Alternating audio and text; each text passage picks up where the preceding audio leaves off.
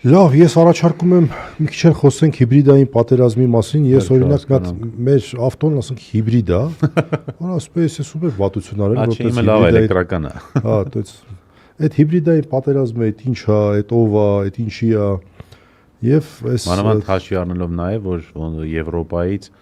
$15 միլիոն եթե չեմ գումար են ստանում այդ հիբրիդային հարձակումներին դիմակայելու համար։ Եվ ասեմ, որ այս ուր ժամին 1000-ից ավել մարդ է մեզ դիտում։ Շատ շնորհակալ ենք։ Եվ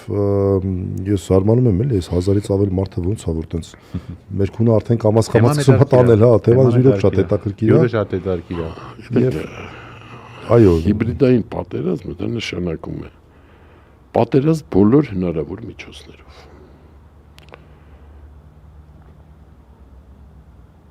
Հասարակական կարծիքի վրա ազդելով, կեղծ տեղեկություններ տարածելով, միջազգային հարթակներում անընդհատ նեղելով, փորձելով նաև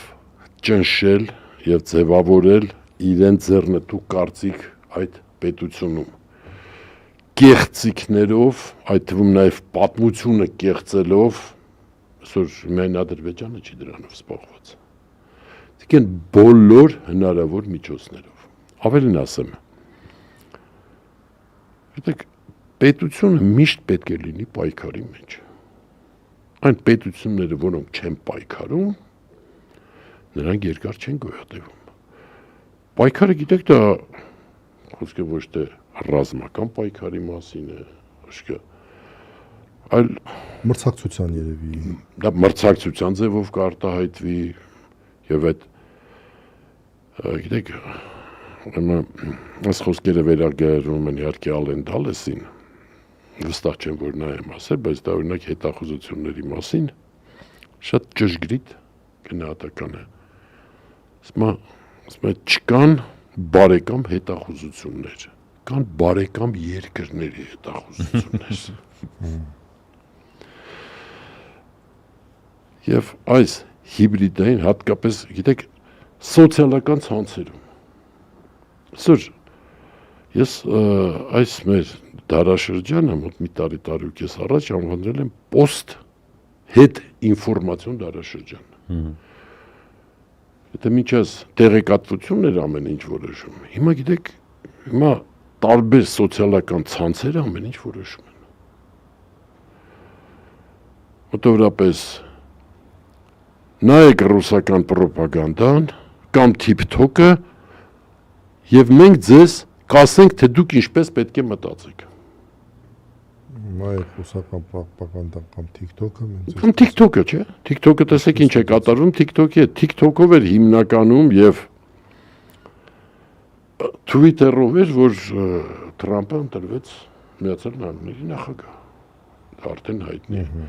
Եվ TikTok-ի համար է տեսեք ինչ պայքար է գնում առևտուրը, որ պետք է առնի ամերիկյան հատվածը կարծես թե հիմա ամերիկյան հատվածը ամբողջ ամերիկյան այդ բաժանմունքը կարծես թե արդեն վաճառեցին, Թրամփը ստիպեց որ վաճառեն։ Դեռ արդեն այդ սոցիալական ցանցերն են ամեն ինչ որոշում։ Նույնիսկ եթե ամենապես այդ գնահատականները կան, համաձայն եմ, նույնիսկ օրինակ Facebook-ի դերը մի փոքր ընկել է, YouTube-ի դերը ավելի բարձրացել է, TikTok-ը ընդհանրապես կարծես թե որոշիչ դեր է ստանում Facebook-ում։ Դե մենք չգիտեմ, ես ոչ մի սոցիալական ցանցում չկամ սկզբունքորեն, եւ չեմ էլ պատրաստվում։ Իդեպ ձեր ասացի վրա սկսեցի մտածել, մեկ բաներ ես գրում։ Մեկ էլ ինչ որ fake-եր մտնում են տակը, նենց բաներ, որ նույնիսկ ինձ թվում է նիկոլականների մտքով տես բան չէր կարող անցնել։ Կարող է դրա Ես ավելի կարող եմ ասել։ Իհարկե Ադրբեջանը հիմա լավ Ադրբեջանի մասին խոսենք քիչ հետո։ Գիտեք ինչ, ես գիտեմ ուղղակի որ կան հենց ալգորիթմեր, որոնք այդպես աշխատում են։ Դրանք ծրագրով, դրանք փնտրում գտնում են։ Դրանք ծրագրեր են արհեստական բանականությամբ արհեստական բանականությունը առաջինը սկսեցին օգտագործել հենց հատուկ ծառայությունները, առաջինը սկսեցին օգտագործել եւ ասեմ բավական հաջող եւ այսօր գիտեք օրինակ Միացյալ Նահանգներում ստեղծվել է մի հետաքրքիր այսպիսի յուրօրինակ անհասկանալի եւ որոշակի այդ մասնավոր ուրեմն ընկերություններ, որոնք այդ արհեստական բանականությամբ են զբաղվում, նրանց այս data-ում, այսինքն ինֆորմացիոն բազայում կուտակվել է ավելի շատ պետական գաղտնիքներ, քան թե ունեն այդ ծառայությունները, որտեղ ընդեղ էլ այդ ծառայությունները նես չի, որ մեկը մյուսի համար բաց է, պետք է դասական։ Քանի որ բոլորն են այդպես ստանում, մի քանի հոդված եղավ լուրջ, որ էս ինչ է կատարվում, որ նրանք ավելի մեծ ինֆորմացիոն բազայի են տիրապետում, քան թե հատուկ ծառայությունները առանձին ուրեմն վերցրած։ Ջնջելու եմ սաղ ձեր գրածները, նայեք, fake-էր։ Եվ հետո, եթե նայում եք, ես ունեք հետևում եմ, թե ինչ հնարավորություններ են, ինչ ալգորիթմներ են այդտեղ աշխատում, դեք մոտավորապես ալգորիթմերից մեկը, որ այդ է, օրինակ, նույն այդ սոցիալական ցանցերում, շատ արագ ալգորիթմը ստուգում է քո հետաքրքրությունները, քո աշխարհայացքը, Ու քեզ ինքեզ ձևավորել եւ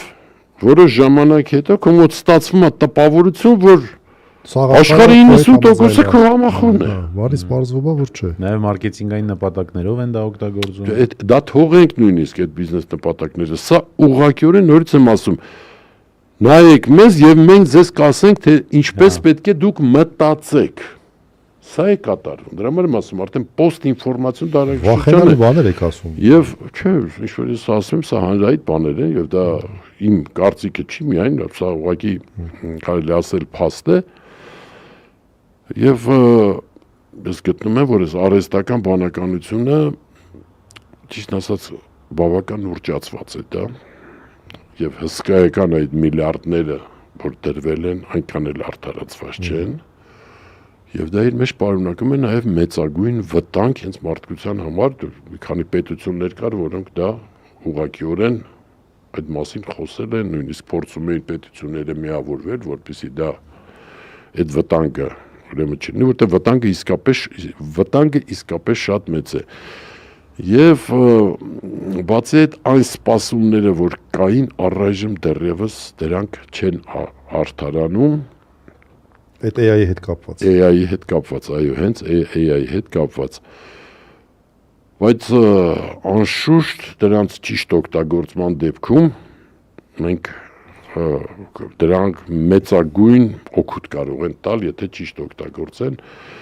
Դե ինչ ասեմ, Հայաստանին ցավոք սրտի դա չի սպառնում է ճակերտները, որտեվ իշխանությունը, որպեսզի դա ճիշտ օգտագործի արհեստական բանականությունը, պետք է գոնե մի երկու մոլեկուլ բնական բանականություն ունենա, չէ՞։